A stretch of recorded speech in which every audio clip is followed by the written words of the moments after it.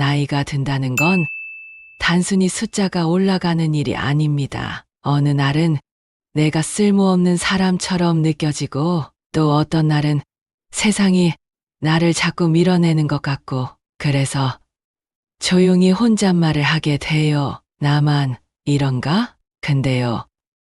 이건 절대 나 혼자만의 문제가 아니더라고요. 우리는 나이 들면서 착각이라는 거대한 덫에 하나둘씩 걸립니다. 내가 필요 없는 존재라고 느끼고 혼자라는 외로움에 익숙해지고 변화를 거부하며 점점 세상과 멀어지게 되죠. 오늘 이 시간엔요. 우리가 흔히 빠지는 8가지 착각을 하나씩 꺼내서 그 안에 숨어있는 오해를 풀어보려고 해요. 혹시 지금 마음 한켠이 쓸쓸하다면 또 이런 착각을 해보셨다면 영상 끝까지 시청하시고 여러분의 생각도 댓글로 나눠주세요. 첫 번째 착각은 나는 필요 없는 존재다라고 생각하는 것입니다. 가장 먼저 꺼내볼 착각은요. 많은 분들이 한 번쯤 마음속에 삼켰던 말, 나는 이제 필요 없는 사람이야. 60세 김미자 씨도 그랬어요. 은퇴 후 처음 1년간 그녀는 무력함 속에 빠져 있었습니다. 남편은 아직 직장에 나가고 자녀들은 바쁘게 살아가고 김미자 씨는 하루 종일 집안에 갇혀 있었죠. 가끔은 TV 켜놓고 멍하니 창밖만 보기도 했고요. 내가 없어도 이 집은 잘 돌아가네. 그런 생각이 계속 들었다고 해요. 그런데요.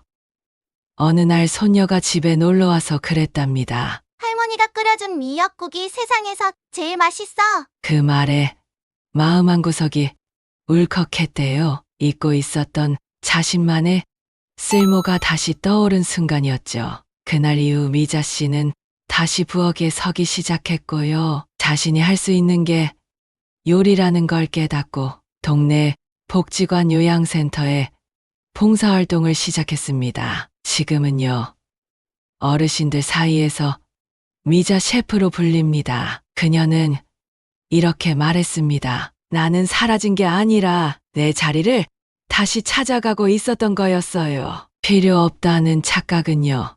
가장 조용히 사람의 자존감을 무너뜨립니다. 하지만 누구나 자신만의 쓰임새가 있습니다. 나이 들수록 그 진짜 쓰임을 찾아가는 여정이 시작되는 거예요. 두 번째 착각은 나는 혼자다라고 생각하는 것인데요. 아주 익숙하면서도 사람을 가장 깊이 무너뜨리는 감정이죠. 63세 정순철 씨는 아내를 먼저 떠나보내고 서울 외곽의 한 아파트에서 혼자 살기 시작했어요. 처음엔 아내의 빈자리를 견디기 위해 TV를 하루 종일 켜두고 말없이 밥을 먹고 창밖으로 해가 지는 걸 보는 게 일상이었죠. 그런데요. 그런 정 씨에게 어느 날 옆집 할아버지가 엘리베이터에서 말을 걸었대요. 이번 주 토요일에 텃밭 모임 나가보시겠어요? 말 한마디였지만 그게 인생의 전환점이었죠. 그날 이후 정 씨는 동네 텃밭 동아리에 나가게 됐고요. 같은 또래 친구들과 씨앗도 심고 작은 나눔장터도 열고 계절마다 김장도 같이 합니다. 그녀는 웃으며 이렇게 말했어요. 혼자 있는 건 괜찮은데 혼자라고 느끼는 건 정말 힘들더라고요. 근데 그게 내 마음이 만든 벽이더라고요. 외로움은 피할 수 없는 감정이에요. 여러분, 이렇게 나는 혼자다라는 착각은 내가 마음을 닫을 때 더 커집니다. 관계는 내가 먼저 다가가려 할 때 시작돼요. 그리고 그 시작은 꼭 거창할 필요 없어요. 그냥 엘리베이터에서 한마디면 충분할 수도 있어요. 다음으로 세 번째 착각은 변화는 두렵다고 생각하는 것입니다. 많은 분들이 속으로 인정하면서도 겉으로는 자주 부정하는 그것, 바로 변화는 두렵다는 마음이에요. 65세 김명자 씨는 늘 나는 아날로그 사람이야 라고 말했어요. 스마트폰으로 문자 한 통 보내는 것도 버거웠고 지하철에서 QR코드 찍으라는 말엔 머리가 지끈했죠. 그냥 익숙한 방법이 좋았고 은행 업무도 무조건 창구에서 했답니다. 하지만 어느 날 마을회관에서 스마트폰 무료 교육이 열린다는 전단지를 보고 그냥 한번 가보기로 했대요. 처음엔 용어도 어렵고 터치도 자꾸 틀리고 실수할까봐 주눅도 들었대요. 그런데 선생님이 그러더래요. 틀리는 건 잘하려는 증거예요. 포기하지 마세요. 그 말이 힘이 되었고 지금 명자 씨는 쿠팡으로 생수 주문하고 영상통화로 손주 얼굴도 매일 봅니다. 유튜브로 수세미 뜨개질 영상도 보고요. 변화는요. 두렵지 않은 게 아니라 익숙하지 않기 때문에 무서운 겁니다. 하지만 한 발 내딛기만 하면 그 변화는 오히려 삶을 훨씬 더 편하게 만들어줍니다. 나이 들어서 못하는 게 아니에요. 안 해본 것 뿐이죠. 다음 네 번째 착각은 내가 다 아는 줄 아는 것입니다. 나이가 들면 어쩔 수 없이 생기는 게 있어요. 그건 경험에서 오는 확신이죠. 근데 이게요. 어느 순간부터 착각으로 변합니다. 그건 내가 다 알아. 굳이 설명 안 해도 돼. 이 나이 먹도록 뭐 했겠어. 그건 해봐서 알아. 이런 말이 입에 붙기 시작하면 그 순간부터 우리는 세상의 새로운 흐름을 놓치게 돼요. 67세 조동철 씨는 퇴직 전까진 대기업 기술팀장이었어요. 후배들 교육도 맡고 실력 하나는 정말 인정받던 사람이었죠. 근데 정년 퇴직하고 나서 동네 재능기부 강의에 나가게 됐는데 문제는 그때부터였어요. 자꾸 다른 사람 말에 끼어들고 그건 내가 해봤는데 안 돼. 라고 못을 박아버리니 다들 점점 거리를 두기 시작한 거예요. 그러다 어느 날 후배 한 명이 정중하게 이렇게 말했답니다. 선배님, 혹시 우리가 뭘 말해도 그냥 틀리다고 하시는 거 아세요?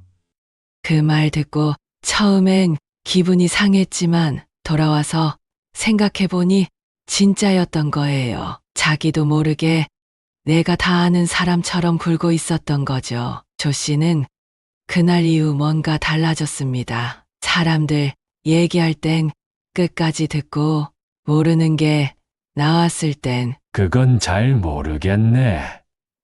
좀 알려줄래?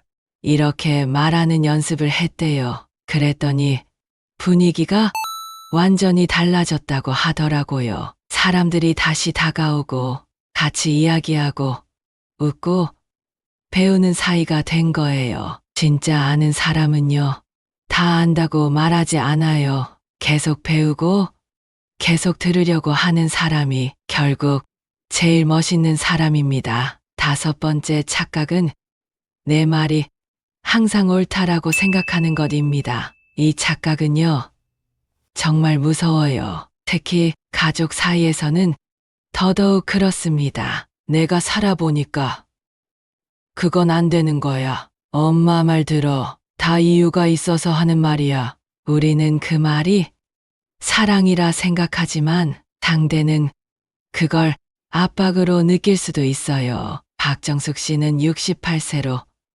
아들과 며느리, 손주랑 같이 살고 있어요. 처음엔 손주가 귀엽고 며느리가 기특해서 뭐든 도와주고 싶었대요. 근데 문제는 자꾸 간섭이 됐다는 거죠. 이 반찬은 너무 짜. 아기한테 안 좋아. 아이는 낮잠 재우면 안 돼.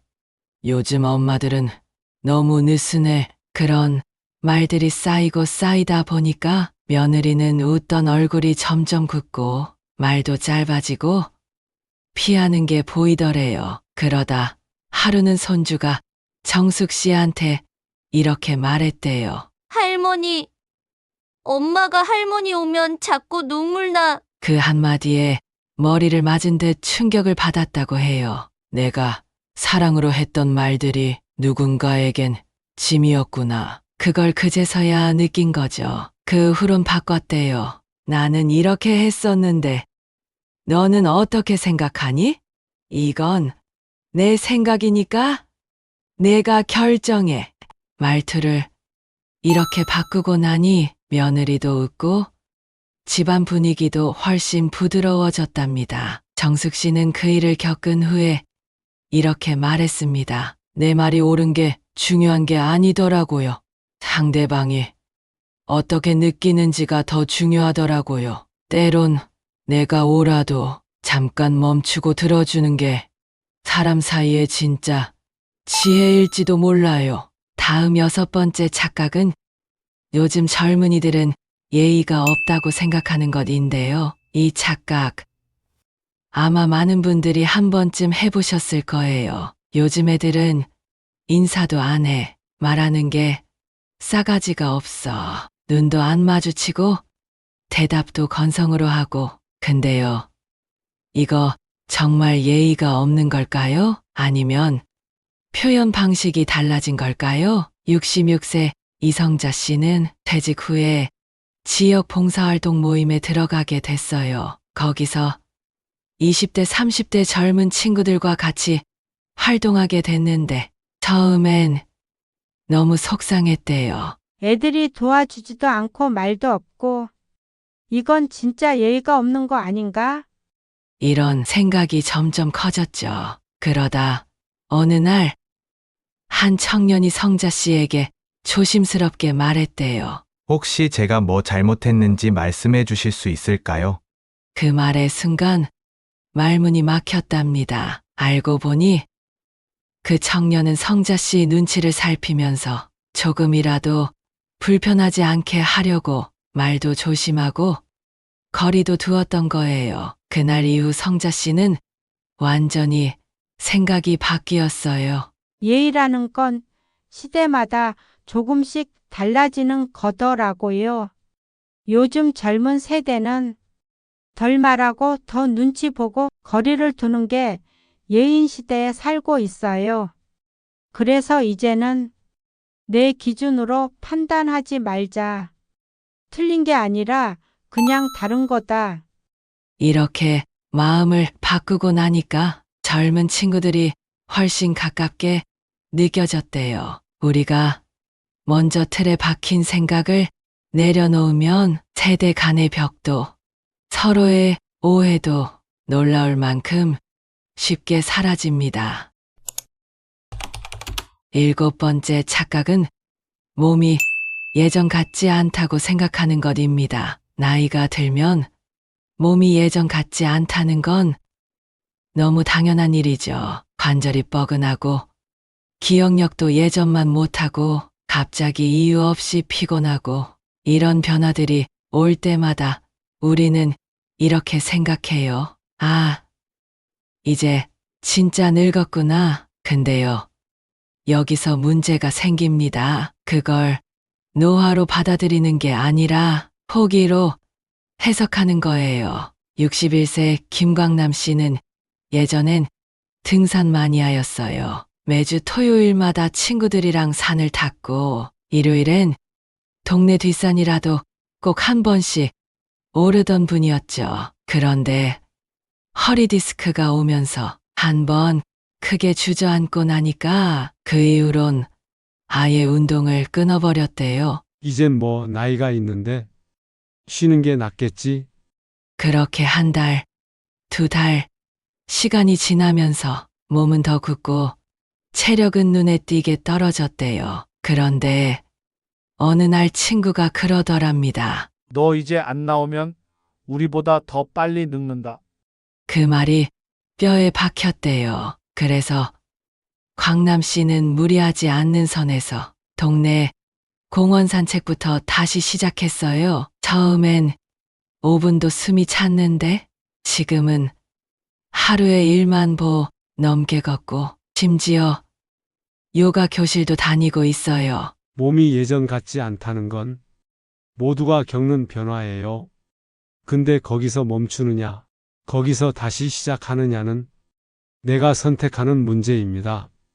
몸은 말해요. 포기하지 말고 날 좀 써달라고요. 마지막 8번째 착각은 죽음이 두렵다라고 생각하는 것입니다. 어쩌면 누구나 한 번쯤 조용히 꺼내봤던 마음일 거예요. 죽음이 무섭다. 나이 들수록 이 생각은 조금씩 조용히 마음속에 자리를 잡습니다. 이제 얼마 안 남았겠지. 내가 언제까지 더 살 수 있을까? 그러면서 괜히 마음이 불안해지며 혼자 있는 시간이 두려워지기도 하죠. 하지만요, 70세 임명희 씨는 이런 얘기를 하셨어요. 죽음을 두려워하면 삶이 자꾸 뒷걸음질 쳐. 그 말이 참 인상 깊었어요. 명희 씨는 암 투병 후 건강을 되찾은 뒤 남은 삶을 선물이라고 표현하셨어요. 매일 아침 눈을 뜰 때마다 오늘도 살아있네. 고맙다. 이렇게 시작한다고 하시더라고요. 그분의 말 중에 이런 게 있었어요. 나는 이제 죽음을 준비하는 게 아니라 오늘을 더 진하게 살아보려고 해. 사실 그렇죠. 죽음은 언젠가 누구에게나 찾아오지만 그것을 생각하느라 지금을 버릴 필요는 없어요. 오히려 죽음을 의식하는 사람일수록 하루하루를 더 소중하게 살 수 있어요. 그게 진짜 늙지 않는 사람 아닐까요? 우리가 나이 들며 자주 빠지는 착각들, 사실 그 어느 것도 틀린 생각은 아니에요. 그저 익숙한 감정일 뿐이죠. 근데 그 익숙함에 머무르면 내 삶이 작아지고 관계가 멀어지며 결국 내가 나를 잃어버리게 됩니다. 오늘 알아본 착각들 중 하나라도 혹시 여러분 마음속에 살고 있다면 조금씩 정리해 보세요. 생각 하나만 바뀌어도 일상이 달라지고 사람이 다시 살아납니다. 늙는다는 건 시계 바늘이 도는 게 아니라 내 마음이 멈추는 순간부터 시작됩니다. 지금 내 나이에 맞게 다시 웃고 다시 걷고 다시 사랑하고 싶다면 그 착각들부터 천천히 내려놓아 보는 거예요. 혹시 이 영상이 여러분에게 작은 변화가 되었다면 그걸로 저는 충분합니다. 오늘도 함께 해주셔서 고맙습니다.